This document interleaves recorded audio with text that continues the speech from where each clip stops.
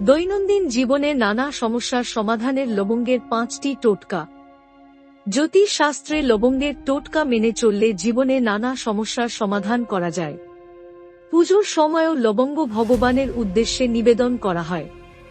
1. জীবনের নানা সমস্যার সমাধান পেতে মহাদেবকে লবঙ্গ অর্পণ করুন।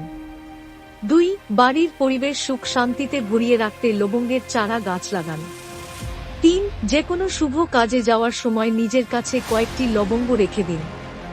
4. মঙ্গলবার হনুমানজির সামনে একজোড়া লবঙ্গ প্রদীপের মধ্যে রাখুন এবং সর্ষের তেল দিয়ে সেই প্রদীপ জ্বালান। কর্মের সুফল পাবেন। 5. জন্মছকে রাহু ও কেতুর অশুভ প্রভাব থেকে মুক্তি পেতে প্রতি শনিবার 42 দিন সাধ্যমতো লবঙ্গ দান করুন।